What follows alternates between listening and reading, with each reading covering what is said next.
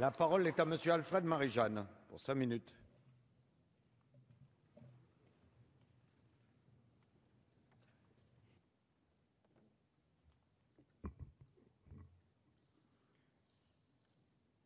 Monsieur le Président, Monsieur le Ministre, collègues de l'Assemblée, la crise est toujours là, plus tenace que jamais.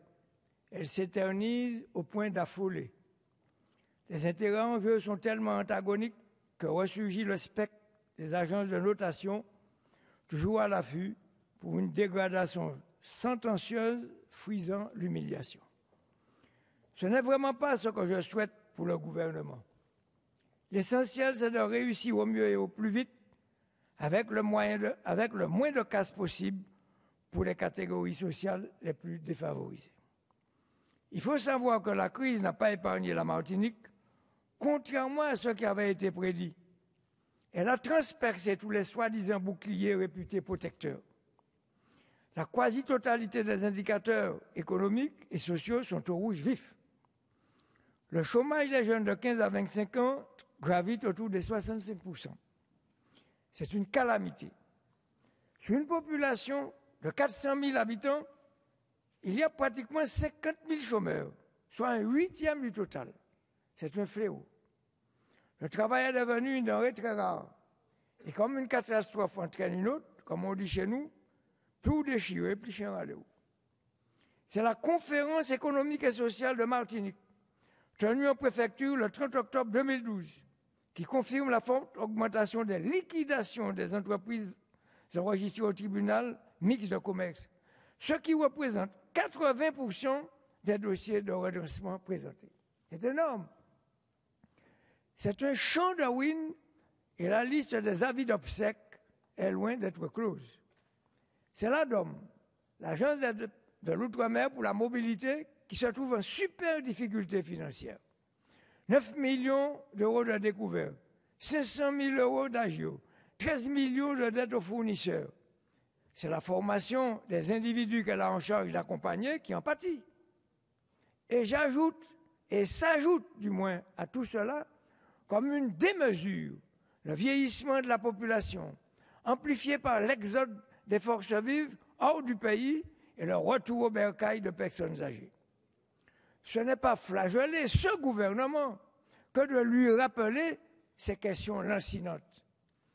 Pour ne pas être en reste, c'est le conseil d'administration de la Caisse générale de sécurité sociale qui annonçait le 30 juin 2012 un niveau de dette sociale, écoutez, de 60 millions d'euros, concernant uniquement des administrations et collectivités territoriales.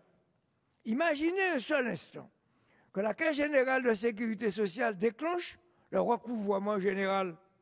C'est le glas immédiat des entreprises de moins de 10 salariés qui représentent 30,54% des restes à recouvrer du secteur privé. Hélas! Alors, devant un tel tableau, non exhaustif pour autant, le budget 2013 de la mission Outre-mer répond-il conséquemment aux attentes d'aujourd'hui? Oui, répondent encore ceux qui se réfèrent à l'augmentation de 5% des dotations budgétaires et au maintien du plafond de la défiscalisation sauvé in extremis, paraît-il, à 18 000 euros plus 4%. Ces deux exceptions, qu'il faut apprécier à leur juste valeur, ne sont pas des fondements pérennes d'une politique exceptionnelle. Rappelons que la défiscalisation a été mise à l'index par la Cour des comptes de son rapport de février 2012. C'est le président de la Confédération générale des petites et moyennes entreprises, dont ce n'était peut-être pas le rôle, qui a déclaré lors de sa visite à La Réunion, il y a une quinzaine de jours à peine, que la situation des finances publiques et des engagements pris vis-à-vis de l'Europe ne laisseront guère de place à de nouvelles mesures de défiscalisation. Et M. Jean-François Roubaud, pour ne pas le nommer, poursuit ainsi, l'Outre-mer a obtenu un sursis jusqu'en 2013. Nous avons devant nous plusieurs années de rigueur budgétaire et il ne s'agira pas pour les chefs d'entreprise d'attendre des aides de l'État. Fin de citation. Et pour compléter le panorama, Voici une étude de l'INSEE publiée le 3 février 2011. D'ici 5 à 10 ans, près de 50 000 personnes partiront à la retraite et contrairement à ce qu'on pourrait imaginer, le remplacement par des personnes au chômage n'est pas mécanique. On va se trouver face à une difficulté concernant l'effectif de la population active, mais c'est le cas. Si on veut maintenir un certain dynamisme économique à la Martinique, on n'aura pas d'autre choix que de favoriser l'installation de personnes venues d'ailleurs. L'INSEE, pas moi non, qui le dit. Avant de conclure, je mentionnerai encore et encore que notre territoire est pollué à l'excès, que l'on dénombre 500 cas de cancer de la prostate par an avec 150 décès à l'appui chaque année, que l'immobilier, c'est le cas de le dire, est immobilisé. Il manque au minimum 10 000 logements sociaux pour répondre aux besoins les plus criants, que le pays a été vidé et dévitalisé. N'est-ce pas un deuxième Bumidum qui ne dit pas son nom?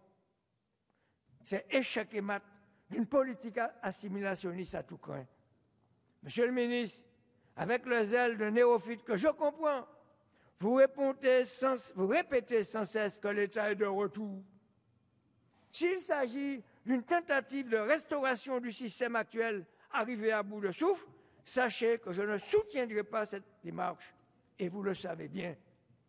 S'il s'agit, et je termine, au contraire de responsabiliser en vue d'émanciper, alors ne tardez pas à mettre en place en 2014 l'Assemblée unique, comme le prévoit expressément la loi. Ne jetez pas à la porte de cette Assemblée ce qui a été voté ici même par l'Assemblée, notamment par ceux qui prétendent aujourd'hui vouloir délibérément reporter l'échéance. Un conseil amical. S'il est si facile de modifier, pourquoi ne pas avancer la date à 2013? Merci.